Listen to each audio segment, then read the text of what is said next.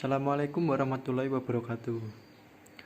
Kami dari kelompok 15 akan mempresentasikan bab 22 sampai 24 komunikasi bisnis. Kelompok kami terdiri dari 4 anggota. Yang pertama saya, Yoga Aldi Saputra. Yang kedua, Boga Cahya Wayuhana. Yang ketiga, Fadilah Andi. Dan yang terakhir, Gagas Prasetyo Juwono. Pertama, kami akan mempresentasikan bab 22 tentang komputer personal dan komunikasi bisnis. Arti penting komputer. Komputer adalah perangkat elektronik yang memanipulasi informasi atau data serta mampu menyimpan, mengambil, mengolah data. Perkembangan teknologi komputer sangat berkembang pesat. Saat ini, dengan teknologi komputer, orang dapat mengakses informasi dalam berbagai bentuk, seperti grafik, angka, tabel, suara, dan gambar, dari belahan dunia melalui jaringan internet. Komponen dasar komputer. Secara garis besar, komponen dasar komputer terdiri dari dua elemen, yaitu perangkat keras atau hardware, dan yang kedua perangkat lunak atau software. Hardware terdiri dari CPU, keyboard, dan monitor, sedangkan software seperti aplikasi game, web browsing, dan program pengolahan data. Komputer jinjing. Komputer jinjing adalah komputer pribadi yang berukuran relatif kecil dan ringan, bisa juga disebut dengan laptop.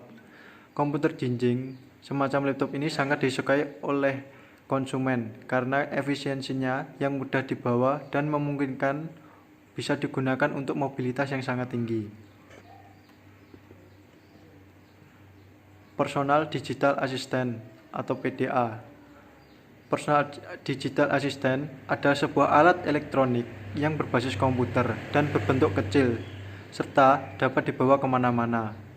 PDA dirancang untuk membantu tugas para manajer atau eksekutif yang berkaitan dengan penyediaan informasi. Dengan semakin canggihnya PDA, kini dilengkapi dengan GPS dan tersedianya media player. Berikutnya, ponsel cerdas atau smartphone. Ponsel cerdas atau smartphone adalah telepon genggam yang mempunyai kemampuan dengan kegunaan dan fungsi yang menyerupai komputer. Kecanggihan dari smartphone ini mencakup antara lain layar sentuh, jaringan komunikasi untuk browsing, surat elektronik, GPS dan WiFi, kamera digital, dan masih banyak lagi. Hambatan komunikasi dalam memanfaatkan komputer. Hambatan komunikasi dalam memanfaatkan komputer bisa muncul karena kurangnya pemahaman, seperti ketidaksesuaian teknologi dengan bisnis yang dijalankan, kurangnya literasi teknologi oleh manajer maupun pegawai, kurangnya tingkat keamanan dalam transaksi online, serta penggunaan teknologi yang cepat mengalami perubahan. Yang selanjutnya adalah bab 23 tentang teknologi penyimpanan data elektronik dalam komunikasi bisnis. Media penyimpanan data elektronik. Keberadaan media penyimpanan data elektronik dalam dunia bisnis maupun non-bisnis memiliki arti yang sangat penting bagi para pengambil kebijakan, terutama pada saat data dibutuhkan segera. Dalam hal ini yang termasuk penyimpanan data elektronik antara lain CD-ROM, HD-DVD, flash disk, DVD-ROM, Blu-ray disk, hard disk eksternal. Faktor dalam memilih tempat penyimpanan antara lain besar data dan jumlah peningkatan atau penyimpanan data, kecepatan akses data, pertimbangan diakses oleh server atau tidak, uptime and downtime, harga. Manfaat media penyimpanan data. Dalam dunia pendidikan, adanya CD-ROM, DVD-ROM, dan HD-DVD bagi dunia pendidikan sangatlah membantu untuk pengembangan iptek di masa mendatang, mengetahui seluruh informasi pendidikan, dan juga dapat mengakses berbagai jurnal, referensi, dan kasus-kasus sebagai media pembelajaran. Dalam dunia bisnis, digunakan sebagai sarana promosi produk-produk baru, melatih pegawai untuk menguasai pekerjaan mereka, mempermudah mengakses database dalam berbagai bidang bagi penggunanya. Hardware dan software media penyimpanan data.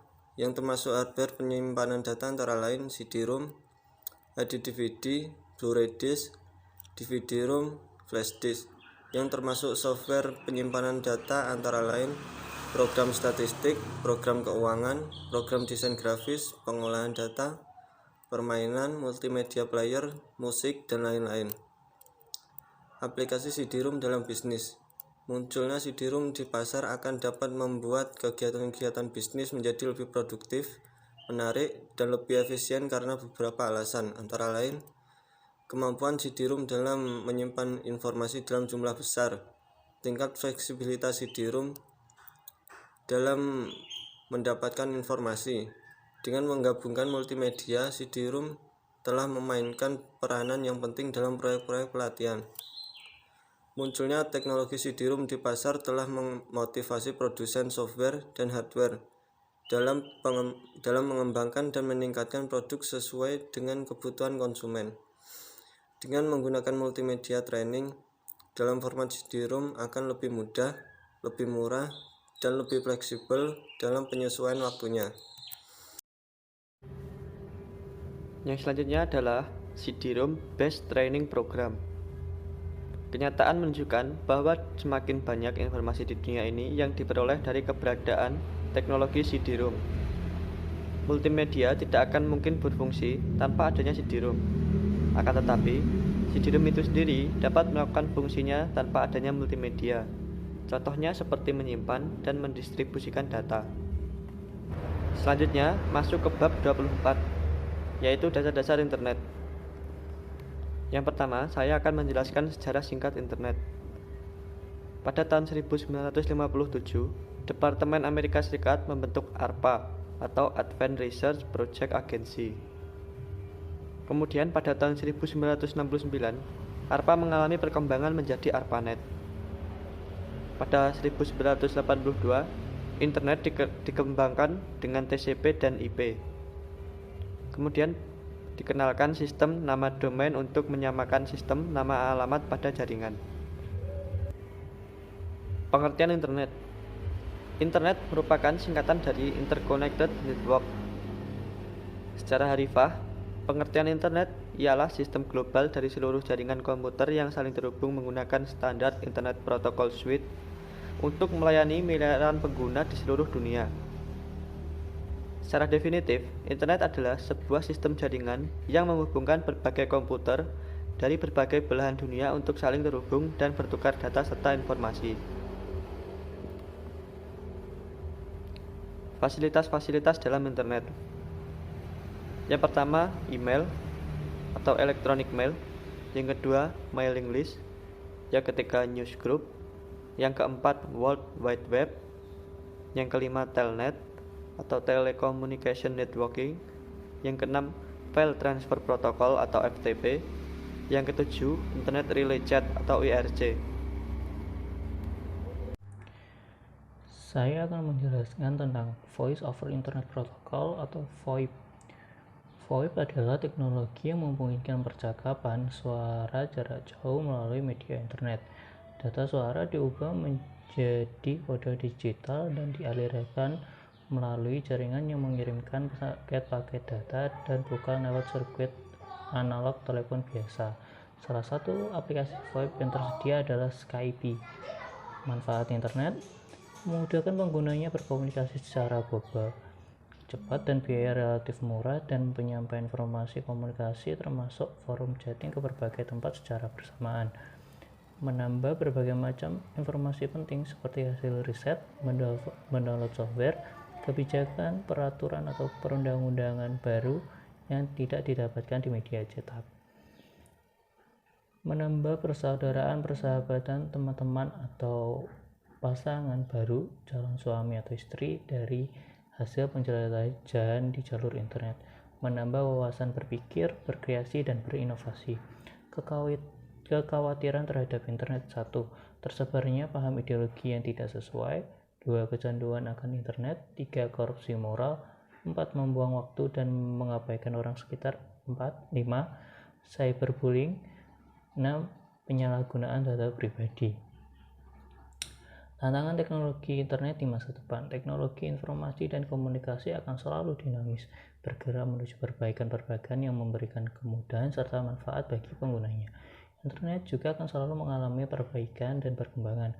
Riset dan pengembangan dalam dunia internet akan terus dilakukan untuk meningkatkan kinerja hardware dan software internet guna memberikan manfaat lebih bagi penggunanya.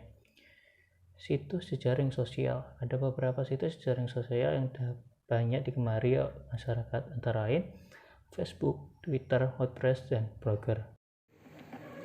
Terima kasih atas perhatiannya.